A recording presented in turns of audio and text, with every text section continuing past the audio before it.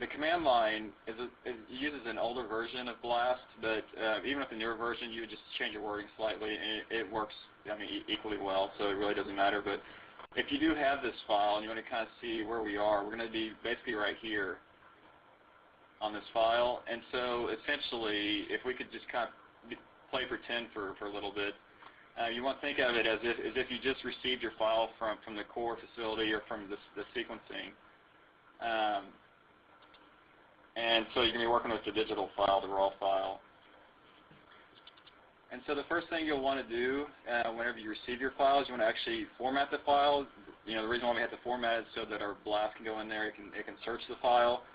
So usually you'll just have your 454 run. I've got barcoded listed here and then non-barcoded. And we can just take this barcoded one and work with it. Then we're going to open up the terminal and shrink this so we can see the.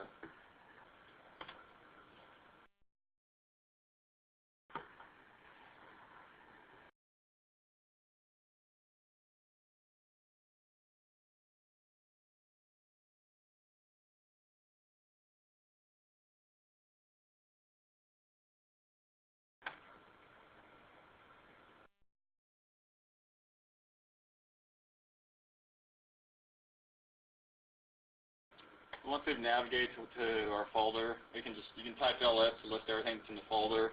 You can see right here that this is the file that we're wanting to work with. And so to format this, if you go to the sheet I gave you, it's going to show you pretty much exactly what you need to type out. And for this one, you just type format.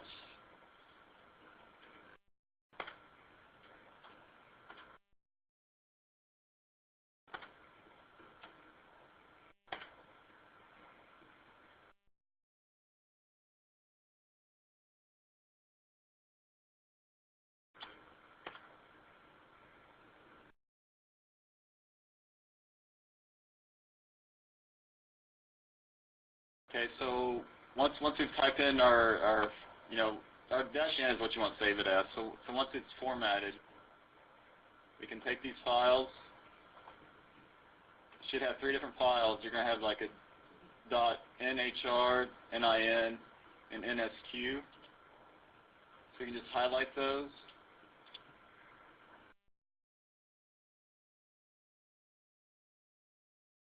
Okay, then we can put these in a folder that I created. And I already had them here. I'll go ahead and put my new ones in here. I'll just get rid of these.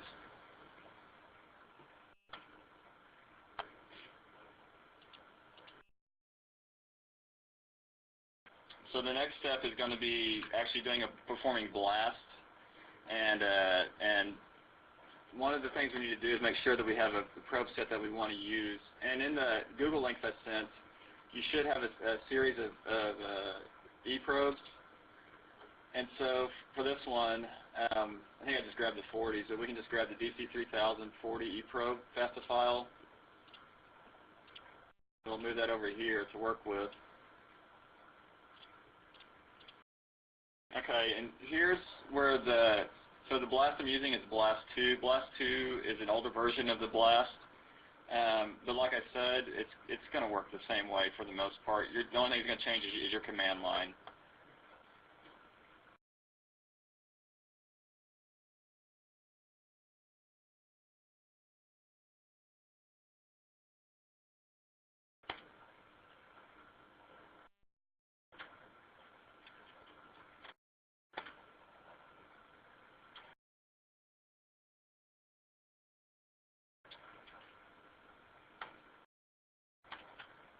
-o is this is just our save as file. I believe that's a new BLAST. Instead of -o, I think it might be like -out or something along those lines. And so when I was saying that you're going to change your command line, that's really all you're changing, is just a few of these names and how they're worded.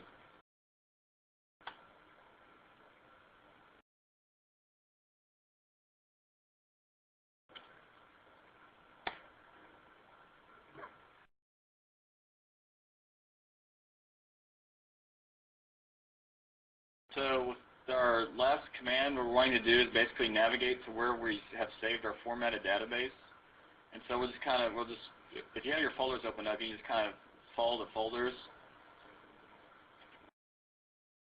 So here, now we've gone to this folder, formatted database.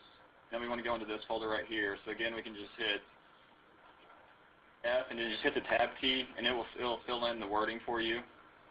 And we want it barcoded. Okay, now that we're in here, you can just hit the first letter, and then tab. Now, if you look at my sheet, one of the things to make note of is that in this step right here, you need to make sure that you actually take this off from the period. So if you leave that on there, it's not going to work right. So you need to make sure you go ahead and delete everything from the period on. Okay. So now that we get this line back up, it's basically showing you that it's finished. And we can look at the file. This is the type of file that you're going to see. And, you know, there's a lot of information here. So then the next phase we do is we go and we need to parse this file. And so we can just take it.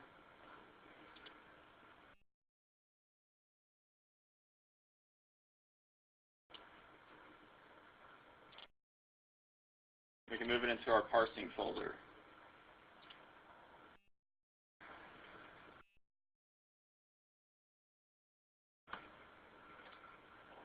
I type LS, you know, that just gives you an idea on everything that's in the folder. Just I want to list everything out.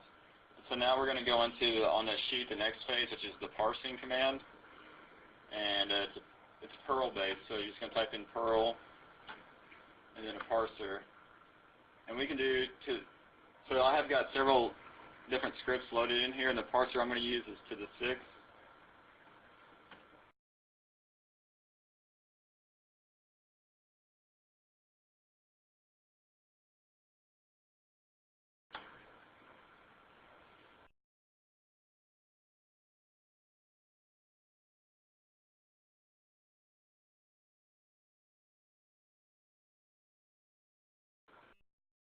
So here's the file that it created, and we can go ahead and view this file to look at the results. And we can simply just, you can look right here, you're going to look for any numbers right here, or just, we can scroll all the way to the bottom. And if you'll notice, the total probe that it used was 12,535 probes. The DC3000 probes were used to search this. Out of these, we have 0 matches. So does that mean EDNA failed? No, it doesn't mean that at all. Because in fact, if you remember from my presentation, see if I can bring it up for you. Okay.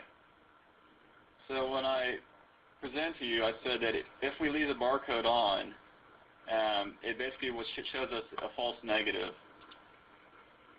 And so where's the run? The barcode right here. So what we just did is basically the data you're seeing right here. And in fact, if we were to leave the barcode on and not filter off any of those primers that you know, sequencer might put on there, then in fact you might show negative data. But then when we go in, we take that barcode off, but you'll see that we go from, we just did the 40s. So we go from, you know, 0 detection. This is 10 to the minus third, 10 to the minus 6, and 10 to the minus 9. But from 0 all the way up to 3,268 probes that match up with that.